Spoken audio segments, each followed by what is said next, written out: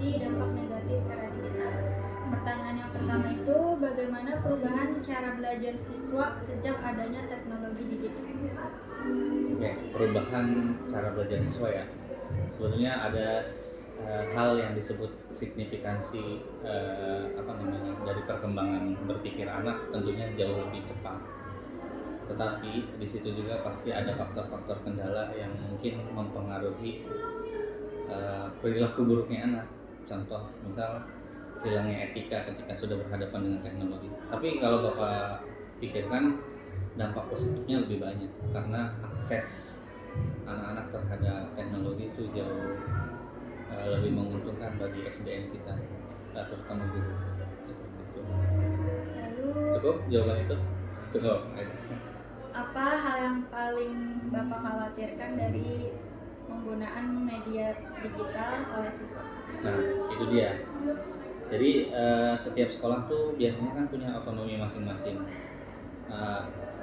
Digitalisasi itu memang programnya Indonesia, tetapi realitanya belum secara merata terpenuhi dari setiap sekolah. Nah, kemudian ketika kita berbicara Muga itu sudah menerapkan digitalisasi, artinya guru memiliki akses penuh terhadap digital, baik itu penggunaan aplikasi apapun, dan anak diberikan akses membuka laptop.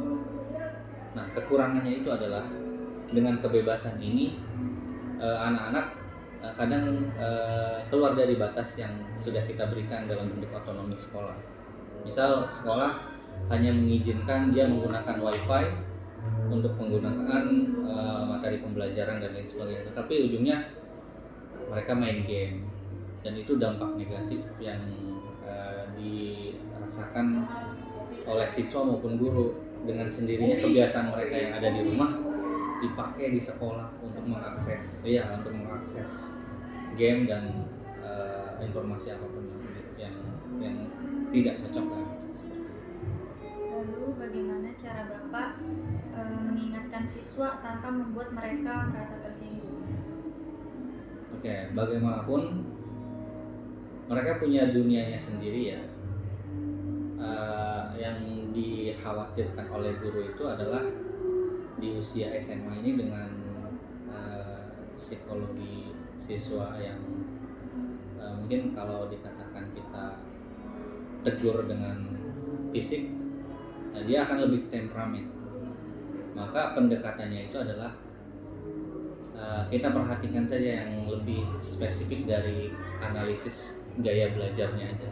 Kita hanya coba menyelamatkan itu. Tapi kalau seandainya terlalu berlebihan ya kita tegur secara langsung verbal, biasanya ucapan gitu. Lalu, apakah siswa pernah meniru hal negatif dari internet? Bisa diceritakan? Nah, tentu kita sebagai guru SMA kan mengajarin yang namanya muruah, menjaga kehormatan. Yang lebih disayangkan di mana anak laki-laki joget-joget di depan TikTok itu termasuk daya serap yang negatif dari internet, fasilitas yang diberikan.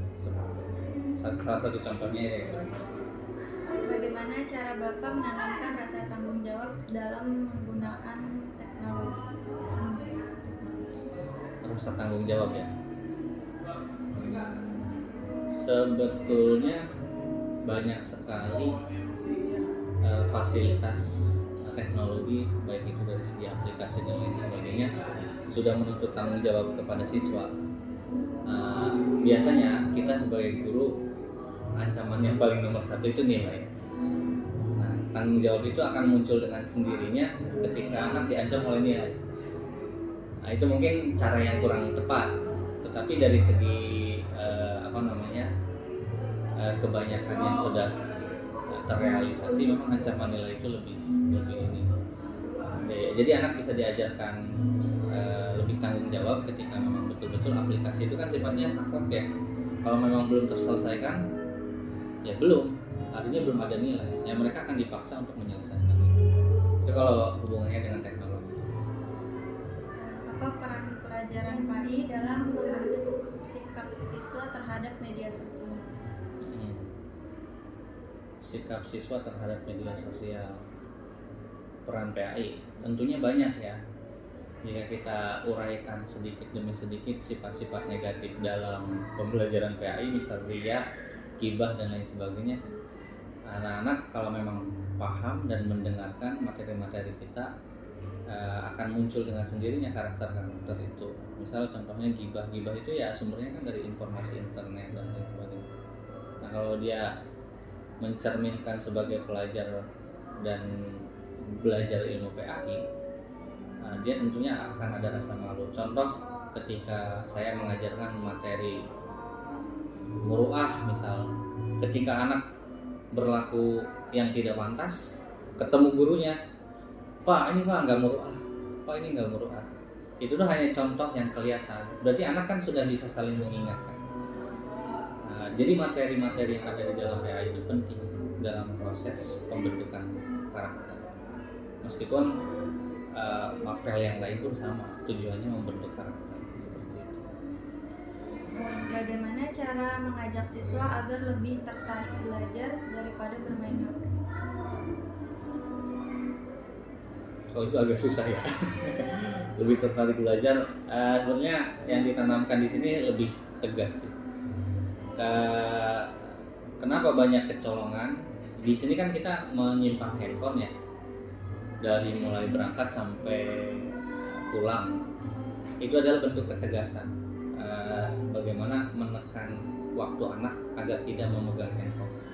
Tetapi itu kan pembahasannya handphone. Anak sekarang sudah mulai lebih pintar daripada guru.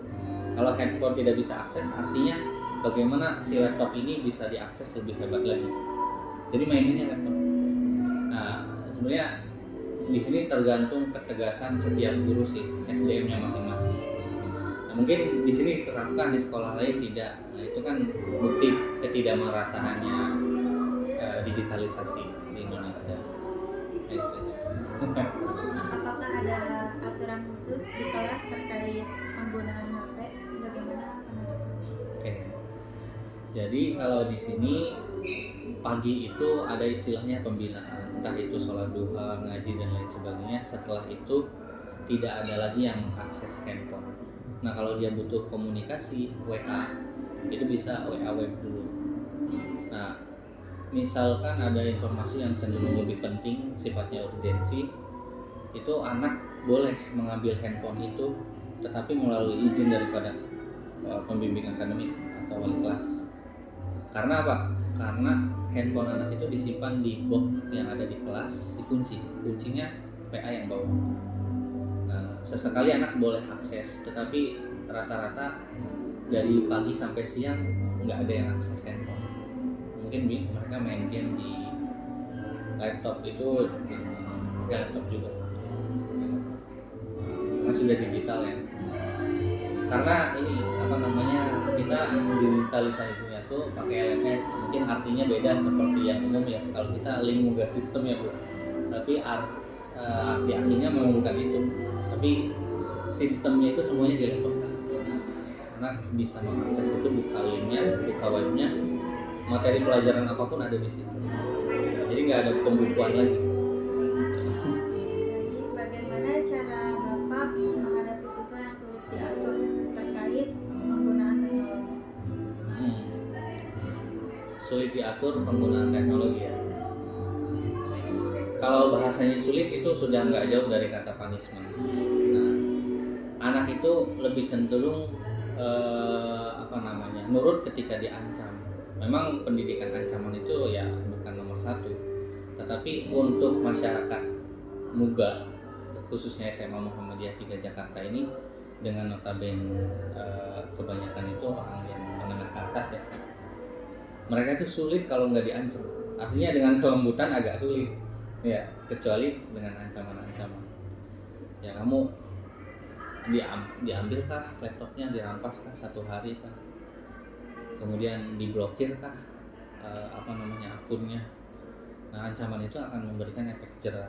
Nah, orang tua bagaimana? Orang tua tuh mayoritas menyetujui kalau hal itu terjadi, tetapi ya mungkin ada sebagian orang tua yang kurang paham secara menyeluruh aturan dari Muhammadiyah 3. Ada juga yang selenggan, tapi rata-rata seperti itu, memahami.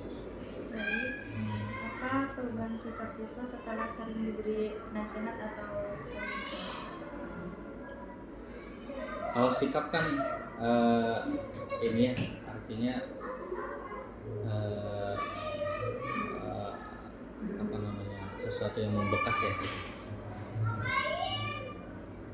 Tentu bekas itu nggak mungkin serta-merta langsung berubah. Terkadang memang kalau seandainya pembelajaran itu cukup panjang, saya analogikan saja rombongan gedung. Di sini kan ada 3 gedung A, B, C. Nah, C itu karakternya itu terbentuk ya satu gedung itu. Artinya apa? Guru-guru yang di sana lebih menanamkan etika, artinya betul-betul sholatnya diperhatikan, satu gedung itu tidak ada campuran tangan, tidak ada campur dengan gedung yang lain. Itu sebenarnya lingkungan sih sedikit membantu juga.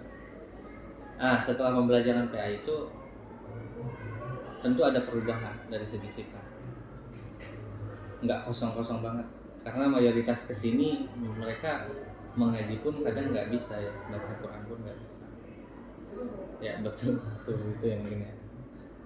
Lalu bagaimana cara Bapak mendekati siswa agar mau terbuka tentang masalahnya? Oke.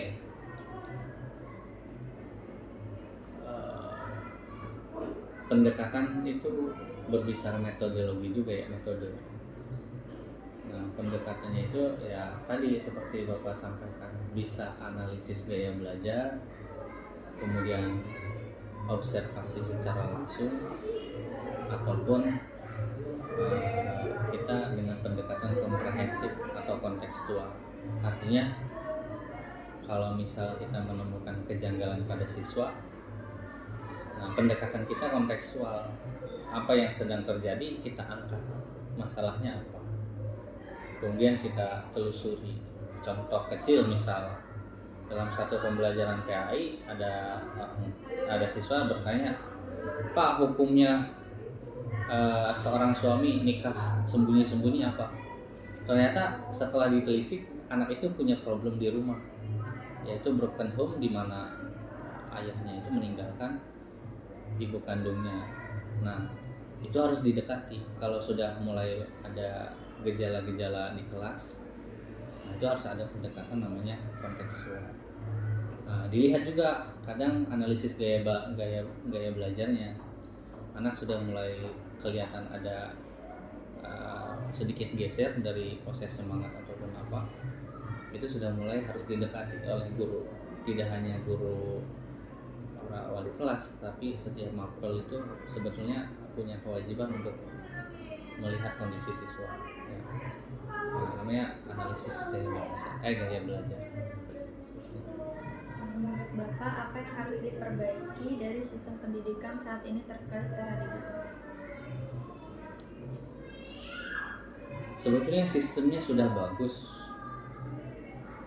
Yang perlu diperbaiki itu adalah kesiapan SDM atau pemerataan sumber daya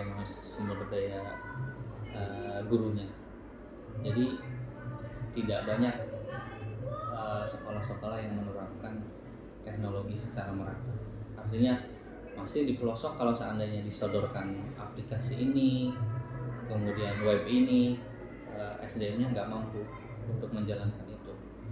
Nah, untuk perbaikan dari segi teknologi ini sebetulnya yang diharapkan itu adalah merata dari pusatnya, itu merata sampai ke setiap daerah. Kalau di Muga penerapan teknologi itu sudah berjalan, alhamdulillah, dan itu cukup membantu. Soalnya kita berbeda dengan sekolah di luar negeri. Ketika betul-betul menerapkan teknologi, mereka akan seriusin, sungguh-sungguh. Tapi kalau di Indonesia ini hanya sebatas sistemnya saja, tetapi aplikasinya tidak sungguh-sungguh. Nah, ini sebagai bentuk kritik juga kalau seandainya. Baik, mungkin itu saja pertanyaan dari saya. Ya. Kurang lebihnya mohon maaf. Assalamualaikum warahmatullahi wabarakatuh. Waalaikumsalam warahmatullahi wabarakatuh. Terima kasih Bapak. Maaf ya kalau